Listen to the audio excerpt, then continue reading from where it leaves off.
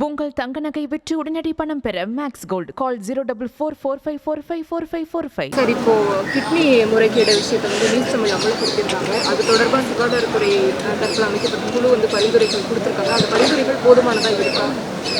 இல்லை, எதுவுமே இல்லாமல் தங்கச்சி, எந்த நடவடிக்கையுமே இல்லாமல் இருக்கிறதுக்கு இந்த பரிந்துரை, அதன் மீது வருகிற நடவடிக்கை கொஞ்சம் நம்பிக்கை தருதில்ல. மூடி மறைக்கிறதுங்கிறது ஒன்று இருக்குது. இப்போ இந்த தொடக்கம் இது சும்மா ஒப்புக்கு நடவடிக்கை எடுத்துகிட்டு விட்டுறக்கூடாது. எவ்வளவு இதுவரை எத்தனை 150க்கும் மேற்பட்ட சிறுநீரகங்கள் இப்படி முறைகேடாக, அது திருட்டுன்னு சொன்னால் கூட கோவிச்சுப்பாங்க, முறைகேடாக இப்படி மாற்றப்பட்டிருக்குன்னு வருது. இது ஒரு இடத்துல தானா, இல்லை தமிழ்நாடு முழுமைக்கும் எல்லா இடங்களும் இதுபோது நடக்குதான்னு ஒரு தீவிர கண்காணிப்பு, ஒரு விசாரணை தேவைப்படுது. ஏன்னா இப்போ நாடங்களும் இது நடக்கும்ல. ஒரே ஒரு மருத்துவமனையில், ஒரு மருத்துவக் கல்லூரி மருத்துவமனையில் ஒரே ஒரு இடத்துல மட்டும் நடந்ததுன்னு நம்ம நம்ப தயாராக இல்லை. என்ன இது என்னை பொறுத்த வரைக்கும் இது நாடங்களும் நடக்க வாய்ப்பு இருக்குது, நடந்துருக்குது. அப்போ அதை விசாரித்து ஒரு நடவடிக்கை எடுத்து நிறுத்தணும். ஏன்னா இப்போ எதனால் நமக்கு பயம் வருதுனாடா, இப்போ கொக்கைனில் தம்பி ஸ்ரீகாந்தையும் அந்த கிருஷ்ணாங்கிற 2 தம்பியும் கைது பண்ணிட்டு போட்டாங்க. இப்போ கொக்கைன் இந்த போதைப் பொருள் ஒளிஞ்சிட்டாதுன்னு கேள்வி கேட்டால் இருக்கா? ஒளிஞ்சிருக்குன்னு நினைக்கிறீங்களா? எல்லா இடத்துலையும் அது இன்னும் இருக்குது. அது ரொம்ப நாளாக இருக்குது, இன்னும் இருக்குது. அது ஒரு கலாச்சாரமாக மாறிடுச்சு.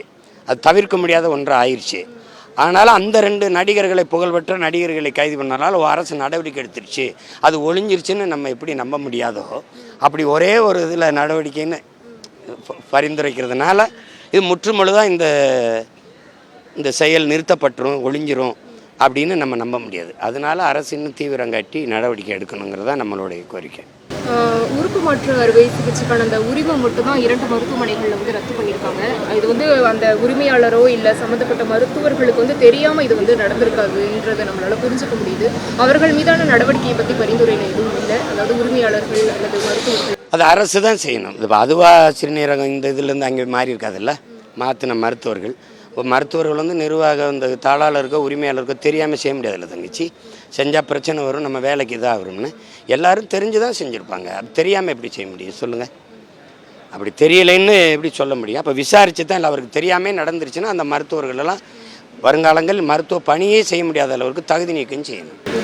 2 இடைத்தரகர்கள் மீது தான் எஃப்ஐஆர் பதிவு பண்ண. அதான் இந்த எளிய மக்கள் மேலே தான் பாயும். நீங்கள் எப்போவுமே ஒரு கள்ளச்சாராயம் காய்ச்சினீங்கன்னா அங்கே இருக்கிற மாவட்ட காவல்துறை அதிகாரி, மாவட்ட ஆட்சியர், இவங்க மேலே தான் நடவடிக்கை, பணியிட மாற்றம், அதான் அதிகபட்ச நடவடிக்கை. ஏன்னா இவங்க தான் ஊழல் போட்டு காய்ச்ச சொன்னாங்களா? இல்லை. ஏன்னா அரசு தப்பிக்கிறதுக்கு உடனடியாக நடவடிக்கை எடுத்துட்டோம் பாருங்கன்னு சொல்லும். அது மாதிரி தான் இதை நீங்கள் கவனிக்கணும். இப்போ சாதாரண கடைநிலை ஊழியர்கள் மீது நடவடிக்கை பாயுமே ஒழிய உண்மையான காரணிகள் மேலே நடக்காது. இப்போ தம்பி அஜித் கொலையவே 5 பேர் அடித்தாங்க, காவலர்கள் விசாரணையில் கொண்டுட்டாங்க. அடித்து விசாரிங்க, இப்படி தீவிரம் காட்டி விசாரிங்கன்னு ஏதோ ஒரு மேலதிகாரிகிட்ட இருந்து ஒரு உத்தரவு போயிருக்குல்ல, அந்த மேலதிகாரி யார்? அவர் மேலே என்ன நடவடிக்கை எடுக்கப்பட்டிருக்கு? இல்லை பணி நீக்கம் செய்யப்பட்டிருக்கா? இல்லை பணி இடமாற்றம் செய்யப்பட்டிருக்கா? எதுவுமே இல்லை தங்கச்சி. அப்படின்னா எளியவர்கள் யாரோ அவர்களை பலியிடுவார்கள். ஸோ அந்த அடிப்படையில் இதில் மறைமுகமாக திரைமறைவில் இருக்கிறவங்க மேலேயும் நடவடிக்கை எடுக்கணும் அப்படின்னு. ஆமாம், விசாரிச்சு உண்மை இவன் தான் உண்மையான குற்றவாளின்னு கண்டுபிடிச்சி சொல்லணுன்னா தங்கச்சி, இது ஒரு நச்சு மரம். இந்த இந்த இலையை வெட்டி என்ன தங்கச்சி ஆக போகுது? இது வெட்டினா மறுபடியும் தலையும் வேரோடு வெட்டணும்ல. அப்போ வேறு எது? அந்த வேர் எதுன்னு இருக்குல்ல, அதை கண்டுபிடிக்கிறதே இல்லை. எந்த குற்றத்துக்கும் இதுக்குன்னு இல்லை, எதுக்குமே கண்டுபிடிக்கிறது இல்லை. படிக்காத ஏழை எளிய மக்களை டார்கெட் பண்ணி இதை செஞ்சுருக்காங்க. அவர்களும் வறுமையின் காரணமாக, ஆமாம் வறுமை தான் பண்ணியிருக்காங்க. அவர்களுக்கு என்ன மாதிரியான இழப்பீடு கொடுக்கணும்? அவங்க ஒன்று பேசியிருப்பாங்க தங்கச்சி. ஏன்னா அவங்க 2 லட்ச ரூபா பேசியிருப்பாங்க. ஆனால் இவங்க குறைஞ்சது ஒரு சிறுநீரகம் 25 லட்சம் அல்லது 50 லட்சத்துக்கு விற்றுருப்பாங்க. ஏன்னா அவங்களுக்கு தெரியும் அந்த தொகையை அவங்களுக்கு கொடுக்க செய்யணும். எவ்வளவுக்கு விற்றீங்கன்னு விசாரிக்கணும். அந்த தொகையை முழுக்க அந்த இழந்த அந்த மக்களுக்கு கிடைக்க செய்யணும். அதுதான் சரியான இதாக இருக்கும். என்னுடைய உறுப்பை நீங்கள் விற்று யார் 2 லட்சம் 3 லட்சத்துக்கெல்லாம் விற்கிறது இல்லை. அது குறைஞ்சது 1 கோடி. ஏன்னா பெரிய செல்வந்தர்கள் தான் சிறுநீரக மாற்று வருவாங்க. 50 லட்சம் 60 லட்சம் 20 லட்சம் பணத்தை வச்சுட்டு இந்த எளிய மக்களுக்கு, தினம் கூலி வேலைக்கு போய் வாழ்கிற மக்கள், கல் உடைக்கிறது, இந்த காட்டு வேலை செய்கிறவங்க, இந்த மாதிரி கல்வியே மறுக்கப்பட்டால் அது போய் சேராத மக்கள் இருப்பாங்கள, அவங்களுக்கு இந்த விழிப்புணர்வு இருக்காது. அவங்களுக்கு 2 லட்சம் 3 லட்சம்ங்கிறது பெரிய தொகை, பெரிய தொகை. அப்போ அது உறுப்பையும் இழந்து ஏமாற்றப்பட்டிருக்கிறது பெரிய கொடுமை இல்லையா? அதே மாதிரி இப்போ பரிந்துரைகளோடு நிறுத்தாமல் அது அடுத்த கட்டமாக என்ன மாதிரியான அது பார்க்கணும். இப்போ நீங்கள் சொல்கிறீங்க பரிந்துரைச்சிருக்காங்க என்ன நடவடிக்கை போகணும்னு. தங்கச்சி அடிக்கிறது ஒன்று, மயிலிறகால வருடுறது ஒன்று. மயிலிறகால் அடிக்கிறது, கட்டையால் அடிக்கிறது. இவங்க மயிலிறகால் அடிக்கிறாங்களா கட்டையால் அடிக்கிறாங்களான்னு கொஞ்சம் பொறுத்திருந்தான் பார்க்கணும். இது வந்து ஒரு இந்த மாதிரியான விஷயங்கள் இந்த அறிக்கை கொடுத்தது ஒரு முன்னேற்றமாக இருந்தால் கூட இது மயிலிறகால அடிக்கிறது தவிர்க்க முடியல. செய்தி பரவிருச்சு, ஊடகங்கள் வந்துடுச்சு. சரி எடுக்கலைன்னா ரொம்ப கேவலமாயிரும்ன்ட்டு தேர்தல் நேரத்தில் எங்களை மாதிரி ஆளுங்க தெருவாக பேசிட்டு வருவோமே நினச்சி ஒரு சின்ன நடவடிக்கை நாங்கள் அந்த நடவடிக்கை எடுத்துட்டோம்ல. இப்போ அஜித் சார் நாங்கள் அவர் சாரி சொல்லிட்டார்ல அப்படிங்கிற கதை தான் அது. அதுக்காக இது உரிய நடவடிக்கைன்னு ஒன்று இருக்குது, தகுந்த நடவடிக்கைன்னு இருக்குது.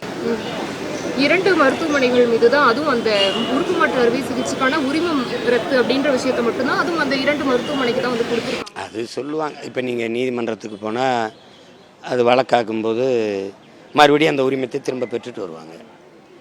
ஏன்னா அரசியல் செல்வாக்கு பெற்றவர்கள், பொருளாதார வலிமை பெற்றவர்கள், அவர்களால் அதை சாதிக்க முடியாதா என்ன? இந்த மாதிரியான குற்றங்கள் வந்து நடக்கிறது அரசுடைய கவனத்துக்கு வர்றதில்லை. அப்படியே வந்து இந்த மாதிரி செய்திகள் மூலியமா அரசோட அதை சொல்லக்கூடாது தங்கச்சி. நீங்கள் இப்போ நம்ம பேசிக்கிட்டு இருக்கிறத உங்களுக்கு தெரியாத ஒரு உளவுத்துறை அதிகாரி குறிப்பிடுத்துட்டு இருப்பார்ல. நாடங்களும் உளவுத்துறையை உழவ விடுறீங்க. ஒரு உள்ளரங்கு கூட்டத்தில் கூட உங்களால் உட்காந்து குறிப்பிடுகிறாப்புல. அப்போ ஒரு நாட்டில் என்ன நடக்குதுன்னு கூட கண்டறிய முடியாமல் எதுக்கு உழவப்பட வச்சுருக்கீங்க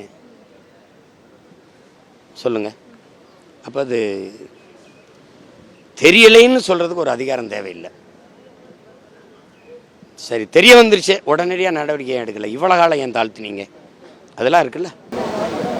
ஸோ இப்போ இவ்வளோ தூரம் வந்து கவனத்துக்கு வந்து கொண்டு வரப்பட்டிருக்கு. நியூஸ் தமிழ் செய்தி வந்து அதற்கான ஒரு முன்னெடுப்பு வந்து செஞ்சுருந்தாங்க. இப்போ கவனத்துக்கு கொண்டு வரப்பட்டிருக்கு.